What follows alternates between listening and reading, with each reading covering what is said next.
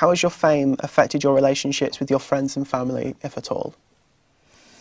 At one point, you know, it's hard on people, and you know, at one point I was slightly insensitive about it because I was like, "What's the big deal?" Because I have zero concept of my fame or what that even means, or how big or small I am, or how culturally relevant or irrelevant I am. So I was slightly insensitive at first, and you know, I had arguments with my parents, and you know.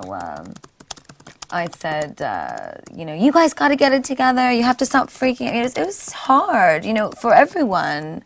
I don't want my parents to be incessantly asked about me all the time, or my friends, or can you ask her to do this? Or, you know, it's difficult on friends and family, but we made it through. And I think part of making it through is that I started to grow up a little bit and for myself be able to understand how my career has affected the people that I love, and I've been able to kind of be more about it, which I wasn't able to do before because, and I still, to be quite frank, I have no fucking clue how people perceive me, so my mom sometimes is like trying to explain it to me, and I'm like, Mom, what are you trying to say? And she doesn't, you know, but she, in another way, I think that my friends and family love that about me because I'm still very much just an Italian girl from New York that's been, you know, that's got a lot of light on her face and is trying to follow the spotlight, but doesn't really know what's going on. So I'm very naive in that way. So it's okay now. Everyone's good. I haven't really lost anyone. I've got a few people, but you know, your real friends, the real people that you love, they're there. Brilliant. Oh, I'm gonna have to pee soon. I'm gonna die. Fantastic. Okay, we're over halfway through, Oh. which is good, I think. We're making good time.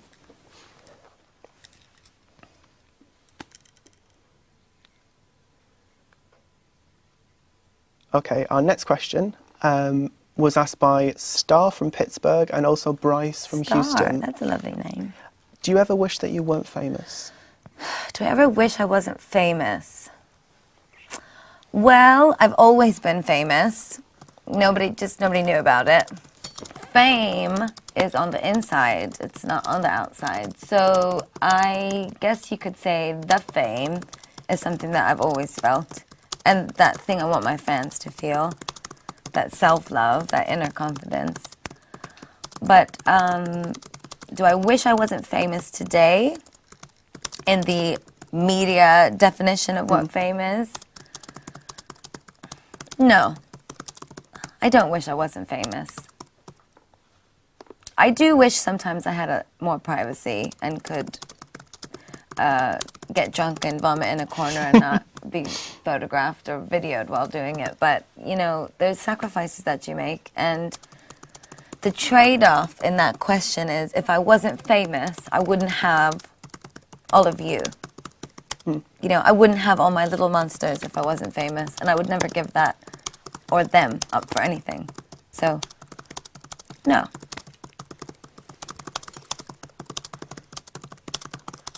Oh. They wanted to let me know I could stop for a pee break. Okay. Do you want to do the pee break? No, it's okay. Shall we go on? I'll be fine. I need to pee too. You have to pee too? But I think maybe it's going to sharpen us up and we'll get these questions out really quick. Okay. Let's try. Let's see if it works. Urgency. Okay. Our next question is by Colin McDowell from London. And his question is, you are seen as super ballistic, space-age modern, but what do you feel about the dress of past centuries as a basis for your costumes? Does he mean like 1800s, 1700s? I think so. I think he means kind of the idea that there are ideas culled from the past in these... They look very futuristic, but you could maybe look at the yes. shape. Well, we've done that. I mean, the MTV performance outfit was quite romantic, but yet very futuristic because it bled on its own. I think it's important I think, a knowledge of what has been done before is very important. I think that it's important to know what has happened before, but I also think it's important to be original and strive for, and I'm still working on it, I reference constantly, but I have most recently felt that I've had some really truly original moments, and if you get one really good original moment your whole career, you're solid. So I push for that every day.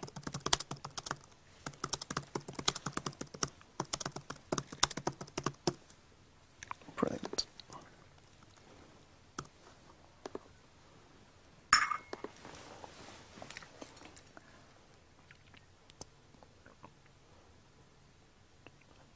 Okay. Our next question is by Jordan Holloway from Morgantown in West Virginia, I believe. What is the craziest outfit you've seen worn by one of your monsters at the Monster Ball? Craziest? Well, I don't know. They're all so great. I love when they get all dressed up. It's so amazing. Sometimes I get distracted during the show because I'm just lollying, looking out into the audience. One of my favorites, which was quite committed, was this boy came dressed fully as Kermit the Frog, because it was when I brought Kermit as my date. And I guess he wanted me to think my boyfriend was in the audience, because Kermit was my boyfriend at the time. So I thought that was quite committed, because he had the full head mask, like the whole thing, and it was so hot. It was back when I was doing the Faint Ball, so it was more a club. It was a nightclub, so it was so blistering hot. I was thinking, he is so committed in that suit. But there's been some amazing ones. I mean, they're always amazing. The caution tape, the cone heads, the cigarette glasses burning in the audience while I'm jumping up and down and people are screaming, the crystal dresses, crystal hats, the mirrored outfits, I mean, I couldn't possibly choose one. They are all so wonderful. But I liked his because he didn't make it, and it was so difficult to wear, and he was so hot, so I thought he really suffered for his moment. And so I noticed it. Suffered for his art. He suffered for his art.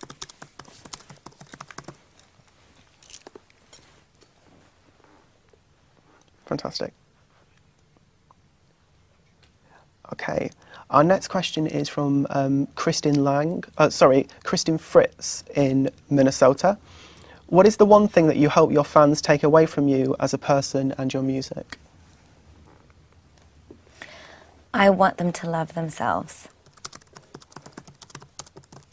If I could for a moment just inspire you to love yourself, that would be worth everything.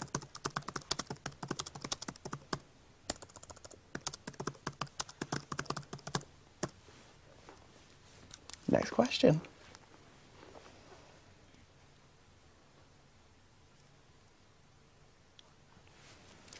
Our next question is from Edison Chen in China. His question is, what is the most obnoxious thing a male fan has ever done or said to you? Obnoxious? Obnoxious. Never obnoxious. I would say I quite enjoy when fans are waiting for a very long time, and then I see them and they say, I've been waiting for 8 or 9 hours, and I need you to sign this, and I have bought 7 of your CDs, and you really need to take photos with me. I mean, they're just so persistent. Like, I am a good fan, and I deserve this moment. And I always look and I say, yes, you do. So I wouldn't say that's obnoxious at all. I think it's wonderful. I don't think if you're obnoxious, you're not really a fan, from what you're. No, and I've never really had an obnoxious fan. You know, I don't, and I don't take offense to any flirting or provocative commentary. I think it's wonderfully rude.